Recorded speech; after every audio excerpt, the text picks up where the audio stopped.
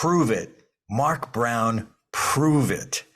Oh my goodness. People need proof. You know what my favorite statement is? You must prove it in the minds of the audience. The jury in the minds of the audience. Darren, I tell you what, I can't wait for this brief discussion. When we understand how much proof we give and how it can be effective, it'll transform your presentation and make it unforgettable. Let's do this. Anyone can give a presentation. Few deliver unforgettable presentations. What's the difference? You're about to find out. Welcome to the Unforgettable Presentations Podcasts with your hosts, world champion speakers and coaches Mark Brown. Your life tells a story, and there's someone out there who needs to hear it. And Darren LaCroix. Stage time. Ready for some powerful presentation ahas? Let's dive right in.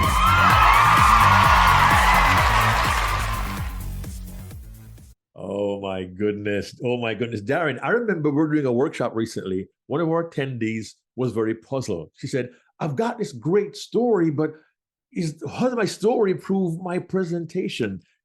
And when we explained to her what we're going to explain now, I could literally see the light bulb go over her head, bing, go off, because she understood how to prove what her story was trying to say. Yeah, that's the idea. And Mark, we want to cover at least 8 ways to prove it.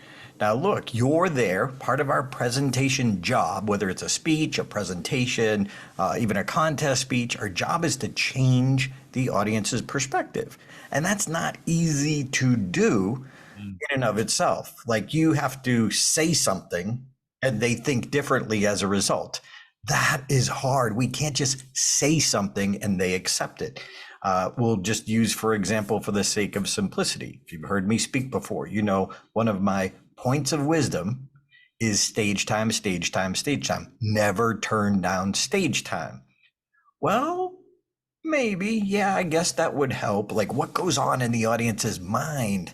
They're skeptical about your new perspective. They grew up with insecurities.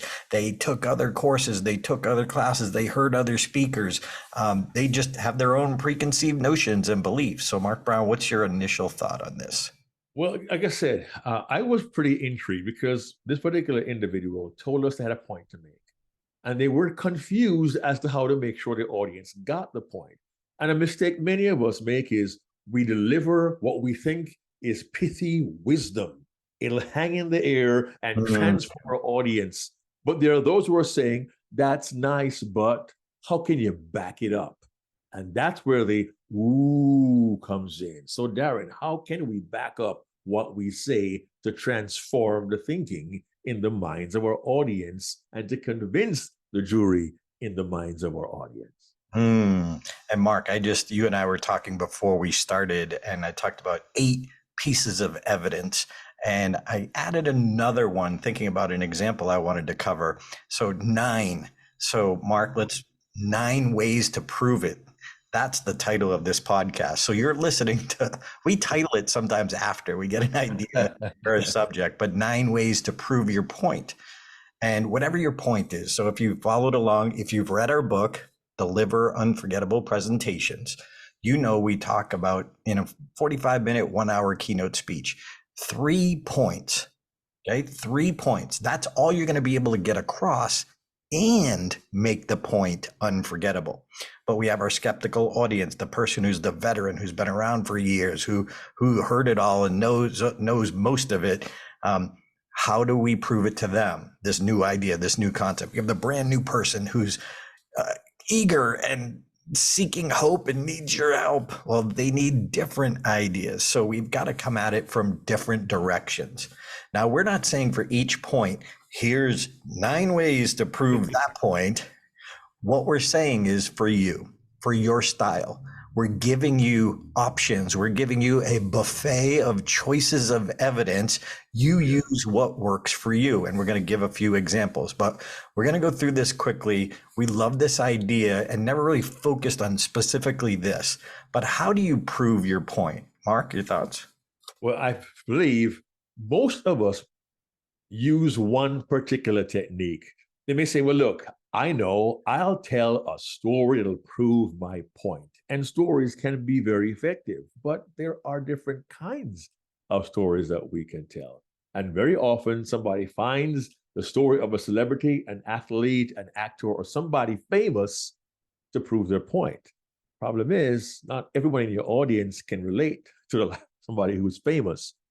So we got to modify the type of stories that we tell to be effective to our everyday audience. What do you think? Yeah. So number one, your stories. So this is a story that happened to you, a story that happened from a teacher, a coach. Mark, you tell a story a lot of your coach in soccer, Yes, aka football in yes. your world, soccer in my world, but you tell a story of your coach. So that's a personal story of yours. And yes, absolutely, you know this. We're not telling you anything new, but we've got to at least mention it. So we won't spend too much time on that. But number one, your stories to help make your point. In the stage time, I tell a couple of stories. I tell how I came across Toastmasters. I tell a story of how my comedy mentor, Vinny, told me, if you ever turn down stage time, I'll never help you again. Mark, any other thoughts on your story? Yes, and please bear in mind, you may think you don't have great stories. Your story simply has to be relatable to the audience and deliver the point in a way that they can receive it. So here's a thought for you. Go back over your life. Dig into your life. What's happened to you, with you, for you, that you can share with an audience to make a point more clear by reinforcing the issue you're raising before them. Trust me, you have more stories than you know. Yeah, number two, their stories. If you've listened to me before or listened to our podcast or you're part of Stage Time Business Mastery, you know I talk about I interview clients ahead of time. I go to the site early. I spend a whole day with them. Why? Because I have my Fripp speech model filled out. But I know that if I can use a story from their world or from one of the participants that everybody knows, or even someone maybe they don't know, but they can relate more directly to that story because it's from their world. So Miracle Ear, one of my clients I've done a keynote for, I remember going in early and going around, sitting in on the other sessions, looking, searching. My whole goal is to find their story that's a better example than mine, that can more closely relate to their world. Mark, anything else? When you use their story, particularly about their people, what can happen is you edify their staff, their team, and it also shows the audience you didn't just come with a back pocket canned speech. You do truly care about them, you understand them, and you're there to serve them. So insert their story as evidence of your point, and you'll win your audience that way. Yeah, and make no mistake, that could be more powerful, usually will be more powerful than your own. Now, you're not going to use it again, but that's why we love the story structure, the Fripp structure. So that way we can know our speech, but just, this time I'm going to pop this in and that spot. So it doesn't change the structure of your speech. I might update a slide. I remember when I spoke to Rotary Convention and Conference in Pennsylvania, they brought me in. It was so much fun. But the time I spent before them, I took a picture of someone who told me a story and popped that into my slides. Much more powerful than anything I could have done or said from my life. That's more directly to the fundraising organization that they sponsor, that they back up and help. So let's go right to number three. Number three is exercises. This is the Ed Tate world. Exercises. What are the exercises that could help make the point? Now, again, we're saying here's 9 ways. You choose what is best from your style to make your point. And for Ed Tate, if you've ever seen him speak, he's a trainer. He's the trainer's trainer. Well, when he does keynotes, they're like keynote trainings. He gets everybody in the audience to stand up and do something, but he's reinforcing a point. If you've ever heard him do his famous exercise where he gets everybody to stand up and say, repeat after me. So what? Who cares? What's in it for me? But it's a whole exercise. I'm just giving you the example, but he gets the whole audience involved and they're doing something. It's an exercise. But if you look at the Fripp speech model from our book, Deliver Unforgettable Presentations, you'll see that's just one piece of evidence. He does that exercise. It's part of his delivery style, more so than Mark and mine. Now, when we do trainings, that's training, but we don't necessarily do that in our keynotes. But for him and his style, it's part of who he is. Mark, anything else on exercises? One thought, please resist the temptation to do an exercise for the sake of getting people on their feet. And some people will tell a story or a joke just to get people actively moving. Everything you do must be connected and to prove the point you're trying to make. So think about why you choose that particular exercise. Maybe you will change it to something else that's more applicable because the goal is to prove your point of wisdom. So be selective and you'll be effective. You are the prosecutor. You have all this ideas and proof, but you can only bring in 3 pieces of evidence. Okay, so what is going to prove the point? And that's the question. I have these 4 or 5. Okay, what are the 3 best? And sometimes we might even experiment and try 1 or 2 and then realize it's not landing the way we thought. So now we put in the others. All right, next, number 4, infographic. Infographic. This is an image. This is your image. This isn't somebody else's image. Don't use anything cliche, but you create a specific infographic or a picture, an image, a custom visual. I'm putting those all in the infographic category. When I make the point of you got to record yourself every time. I told people, my mentor said, record yourself, make it a habit. But Mark, you know my joke. Listen to yourself. I know what you're thinking. Oh, I don't want to listen to myself. I hate to listen. Well, guess what? We had to listen. And it gets a huge laugh and it makes my point. But what really ices my point is when I show them an image of my closet, an image of VHS tapes, videotapes, literally a whole closet full of them. They were speeches that I've given and I've gone back and studied. When they say that, that is proof. Look, some people are never, ever going to do that. However, I'm not there for everyone. I'm there for the serious people that everyone will leave with that idea, but few may implement it, but those that do, they're more likely because I say, hey, here's what I've done. Not what I'm saying, but here's what I've done. Mark? Yeah, and some people are not into infographics. I don't want to design, but Darren said he included personal photographs that you have taken that you know relate to your subject and topic. I can't tell you how many times, Darren, you and I have had photographs in our presentations. I have photographs from my childhood when I was 10, 11 years old to make a point. I talk in schools to young people. They see pictures of me when I was 8, 9, 10, 12 years old. They respond to it. They laugh. But guess what? Here are these kids. I'm in my 60s and they think I'm cool because by using that visual, they now realize I understand what it's like to have been them. Even if it was 50 years ago, they still get the idea.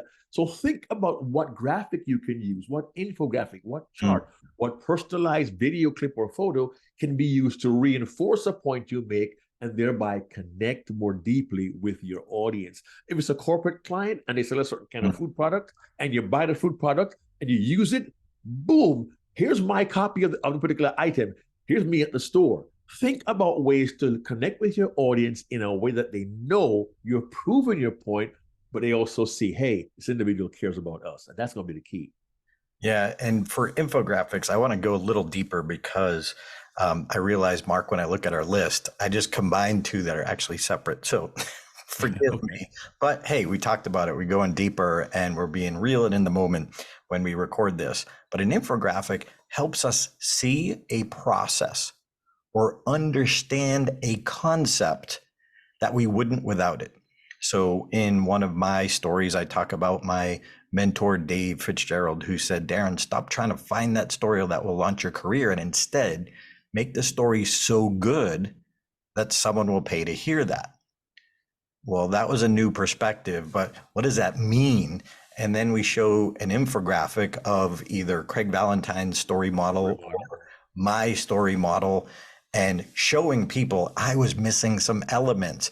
Here's the model. Here's where it goes. So an infographic, look, you don't have to spend thousands. However, you can spend $20 on Fiverr or 99 designs, maybe $99.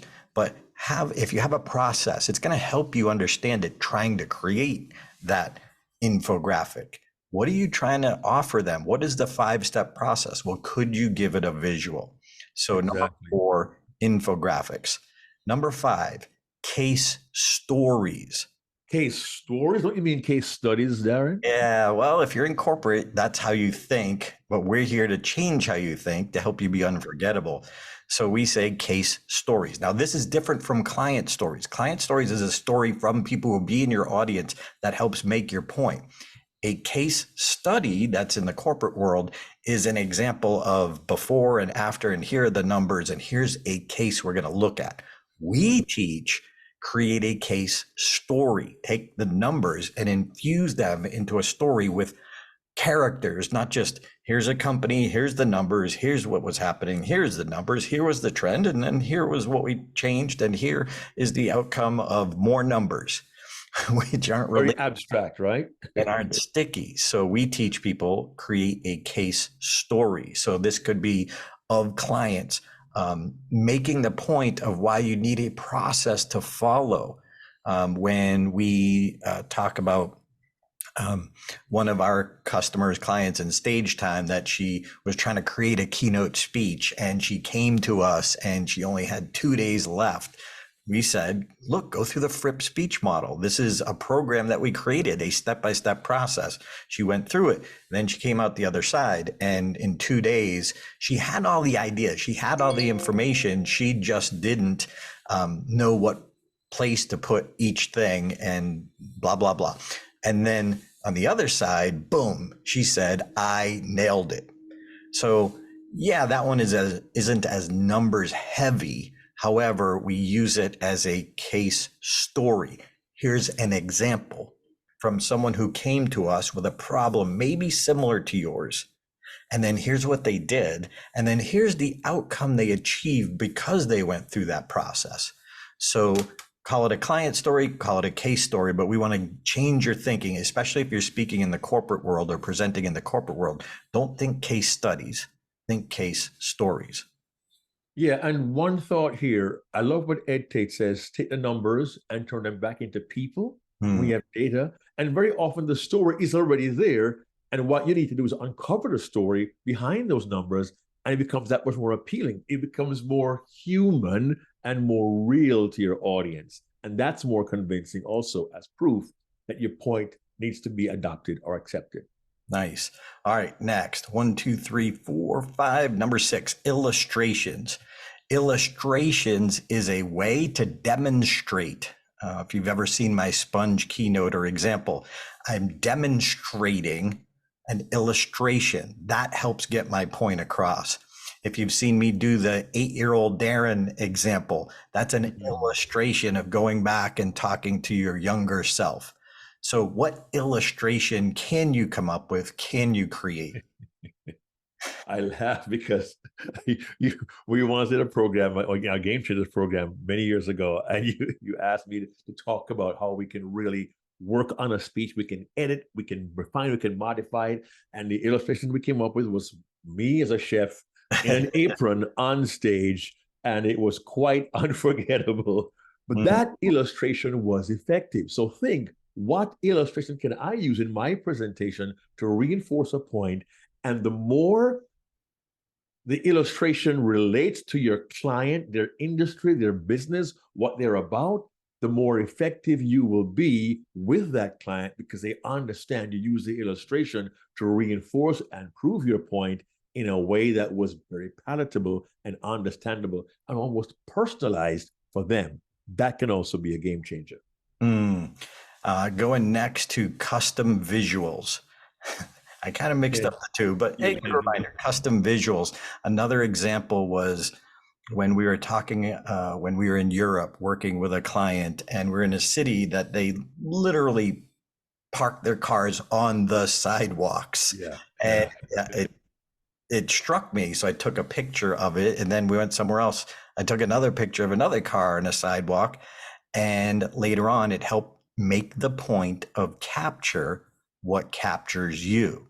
So it was a custom visual, a visual that struck me, but it helps make my point about custom visuals and capturing what captures you.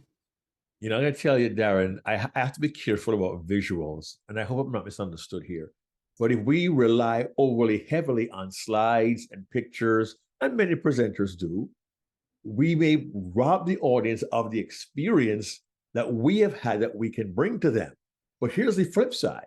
When we use custom visuals of our own, it reinforces the personalized piece. This is what happened to me in my experience, and here's how it relates to you. There has to be that connection to what the audience needs and needs to hear from you. But when you use a customized visual, it can relate to that. Yes, we can get stock photograph.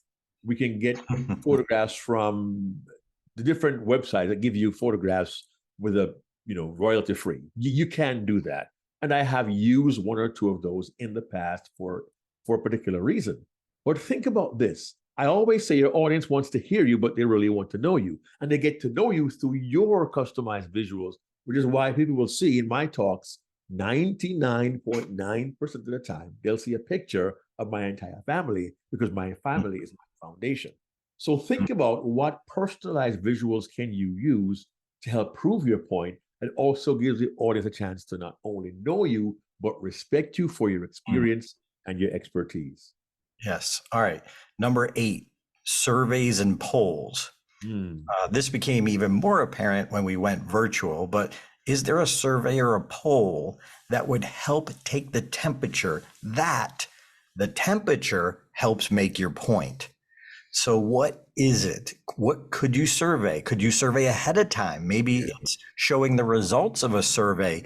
Now, here's the key. The results have to be surprising while making your point. The results have to be surprising while making your point. Really important. This is something you can do live or ahead of time. But that, again, remember what we're trying to do, prove your point. Mark? Yeah, I've seen some of these polls being done on live, even in hybrid scenarios with a tool like Mentimeter, where you can poll the audience right there. They give you the answers right there, and when you get the answers there, it gives the entire audience a bigger picture of how the organization thinks. And sometimes that result is surprising, which puts you in a better position to reinforce the point you're trying to make as the expert, helping them to change their thinking and maybe change their process as well. So think about polls on the spot as a tool you can use with any particular given audience.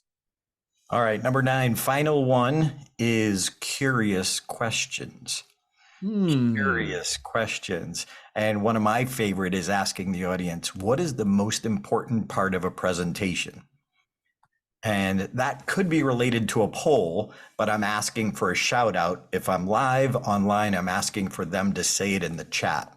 So I could use it as a poll, but when I get that idea to come across, I always hear, well, your opening, your closing, your message, and all of these things that are correct, but not most important.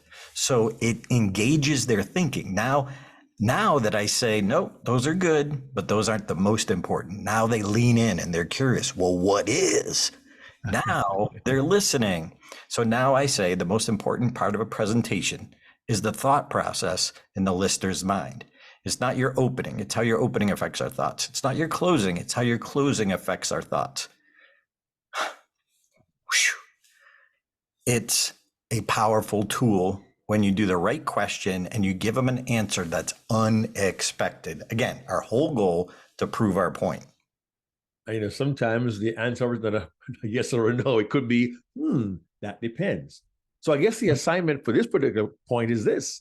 What curious questions can you craft and ask your audience to get them to lean in and perhaps give an expected answer, but your response takes them deeper and gives them greater insight? All right. So your stories, number 1. Number 2, their stories. Number 3, exercises.